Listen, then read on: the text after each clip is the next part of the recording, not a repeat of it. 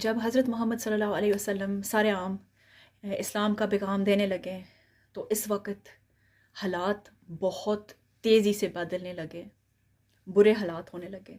حضرت محمد صلی اللہ علیہ وسلم، ان کی فیملی اور جو کچھ نیو مسلمان تھے نا، انہوں نے بہت ظلم سہا، اور اس میں شامل تھے زینب رضی اللہ عنہا اور اس کی چھوٹی بہنیں بھی، رقیہ رضی اللہ عنہا، کلثوم رضی اللہ عنہا اور بی بی فاطمہ رضی اللہ عنہا۔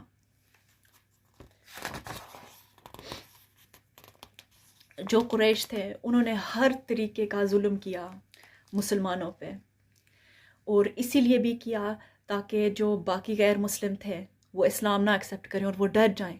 کہ دیکھو ان کے ساتھ یہ سلوک ہو رہا ہے، اگر ہم مسلمان بن جائیں تو ہمارے ساتھ کیا ہوگا۔ تو پھر تقریباً 7 سال بعد جو مسلمان تھے اور کچھ غیر مسلم، ان کے پاس کوئی چوائس نہیں تھی، ان کو مکہ چھوڑنا پڑا، اور پھر وہ ایک ویلی میں گئے، ابو طالب کی ویلی، جس کا نام تھا ابو طالب کی ویلی۔ اور یہاں اتنا انہوں نے سفر کیا، بہت زیادہ مشکل تھا ان کے لیے جو حالات تھے اس وقت۔ جو قریش تھے انہوں نے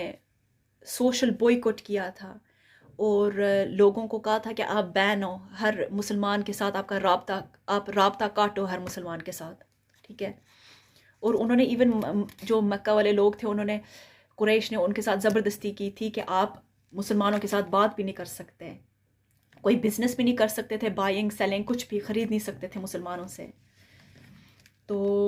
جو کھانا تھا اس وقت بہت ہی زیادہ مشکل مل رہا تھا ان کو، اور جو بڑے تھے اور چھوٹے، بڑوں سے لے کے چھوٹوں تک، چھوٹوں سے لے کے بڑوں تک، انہوں نے بہت ظلم برداشت کیا مسلمانوں نے اس وقت۔ اور جو بہت ظالم مکن تھے نا، مکہ کے لوگ،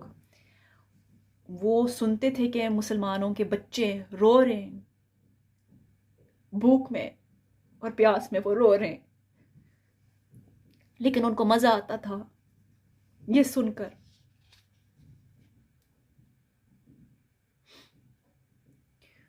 اور اللہ کا شکر ہے 3 سال بعد، اس واقعہ کے بعد 3 سال بعد، کچھ اچھے دل کے لوگ جو مکہ سے تھے انہوں نے مدد کی تھی کہ یہ بوائیکاٹ ختم کریں۔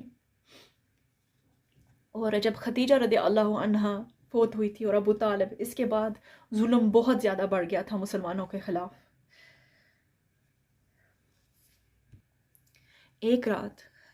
حضرت محمد صلی اللہ علیہ وسلم اور ان کے دوست جو صحابہ تھے، ابو بکر رضی اللہ عنہ، وہ چپ چاپ نکل گئے تھے۔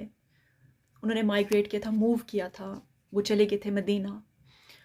اور ان کی فیملیز بھی ان کے پاس چلی گئی تھی، سب فیملیز سوا زینب رضی اللہ عنہ۔ حضرت محمد صلی اللہ علیہ وسلم کی بڑی بیٹی نہیں گئی تھی، کیونکہ وہ پھر بھی، بے شک وہ مسلمان تھی لیکن پھر بھی وہ نکاح میں تھی، شادی تھی اس کی ابو الاس کے ساتھ، اپنے ہسبینڈ کے ساتھ، تو وہ مکہ میں رہی تھی اپنے بچوں کے ساتھ اس وقت، اور وہ بہت اکیلا پن محسوس کرتی تھی، اور وہ بہت مس کرتی تھی اپنے ماں باپ کو اور پوری فیملی کو۔ اس کو یہ امید تھی کہ ایک دن اس کا ہسبینڈ ابو الاس مسلمان ہوگا، تو اس امید سے وہ رہتی تھی۔ لیکن ابو الاس پھر بھی اس وقت وہ مسلمان نہیں ہوئے تھے، لیکن اس کے باوجود انہوں نے پوری حفاظت کی تھی زینب کی، بے شک وہ مسلمان تھی اور وہ غیر مسلم تھا، لیکن وہ پھر بھی شادی شدہ تھے، کیونکہ پہلے ان کی شادی ہو چکی تھی اسلام سے پہلے۔